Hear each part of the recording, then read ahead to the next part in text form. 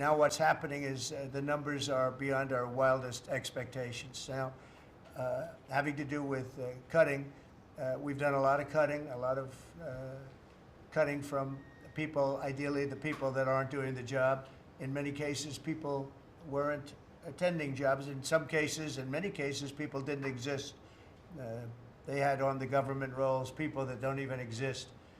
But of the ones that did exist, as you know, many didn't come to work.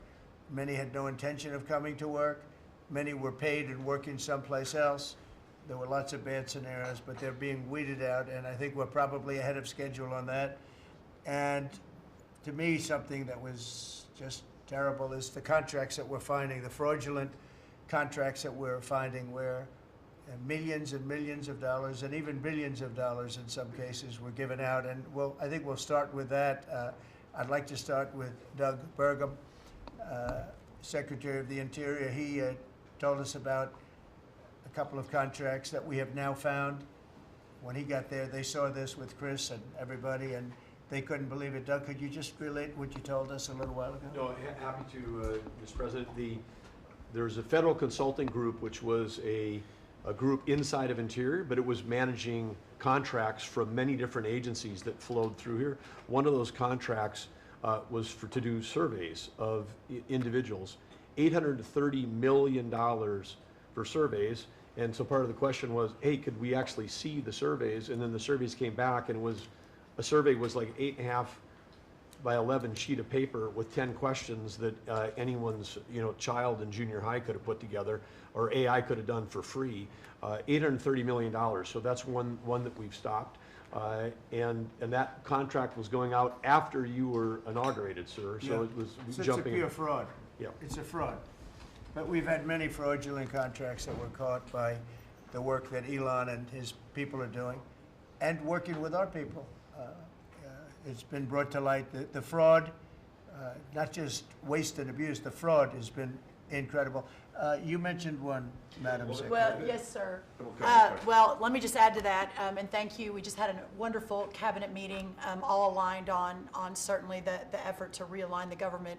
But even at the U.S. Department of Agriculture, we've canceled a $300,000 contract educating on food justice for queer and transgender farmers in San Francisco. A similar contract we canceled in New York, again, educating transgender and queer farmers on food justice and food equality. I'm not even sure what that means, but apparently the last administration wanted to put our taxpayer dollars towards that. We canceled a $600,000 contract out of Louisiana that was studying the menstrual cycles of transgender men, a $600,000 contract.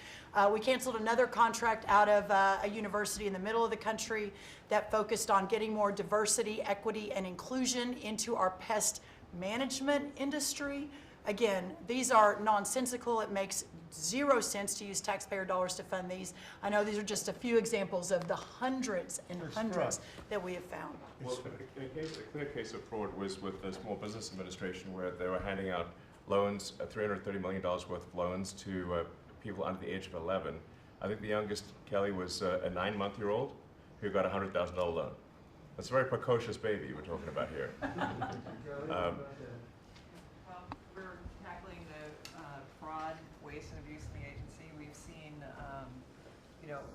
hundreds of billions of dollars of fraud go unprosecuted, so we're taking that on. We have a zero-tolerance policy for fraud, and we continue to crack down on it and make sure people are held accountable.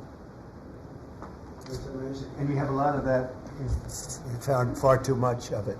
It's a pure fraud.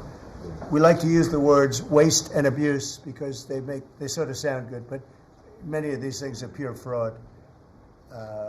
Now, there was a contract that you've heard about where Stacey Abrams got $2 billion just before we took over, and it was a rush to get her the money, and that was environmental, and nobody knows what she was doing.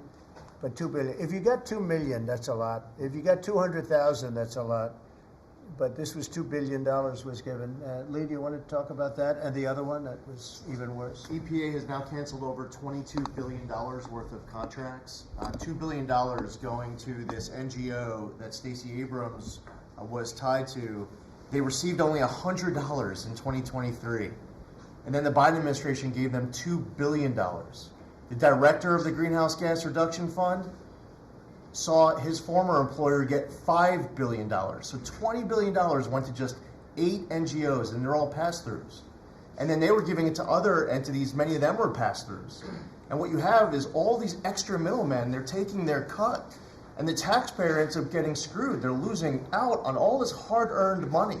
They can't afford to have the federal government waste. The partnership with DOGE and Elon Musk has been incredible at EPA. Their team is very talented. We wouldn't have been able to do it without them. And of course, this mandate from President Trump to make sure that we identify every last penny, whether we're saving $50,000, $5 million, or $22 billion. We will not rest until every last penny is saved. Thank you, Mr. President, for the opportunity to do this for the American public. Thank you. Great job you're doing. So we have a lot of that. We're getting down to a point we think probably over the next 2 or 3 months we'll be pretty much satisfied with the people that are working hard and want to be members of the administration and our country, really. And they're doing a lot of good people. We have a lot of great people. We want to keep the good ones, and we want to get rid of the ones that don't exist, and we want to get rid of the ones that do exist but don't work. And we have quite a few of them. Would anybody else like to say something before we take some questions from the press, please? Doug Collins. Yes, Mr. President, I think one of the things that you've always told me is take care of our veterans, and that's what we're doing at the VA. And one of the things, though, is you also have to know who your employees are. You have to know the very fact of who you are. We're 470,000 roughly when we started this, larger than the active duty Army, when you think about that in the perspective. But however, this is an interesting point. When I first got there and we started looking at this, how you take care of people, we didn't have an HR system that could actually give us a rundown on who actually was working where. That we've had to work with that, working with our VA employees who are DOGE liaisons. We've been able to put together an organizational chart which we can start looking at that. But the interesting part about it is about taking care of veterans, and what you've told me to do is how do we get the people in the right places. And I think when we look at this, GAO has told us we were high risk for years. The previous administration put literally tens of billions of dollars and tens of thousand employees over the last 4 years, and we saw our statistics basically stay the same or go down. Backlogs went up. You know, maybe the question is not money and employees anymore. Maybe it's the organization and how we effectively deliver for the American people. And that's what we're going to do. Well said. And you know, one thing I want to add to it, it is not necessarily a very popular thing to do. You know, you're talking about employment, you're talking about people and the lives of people. And yet, I think the American public understands we're trying to save our country and make our country great again. I mean, you could say it, but we're trying to save our country from this extraordinary thing that was happening.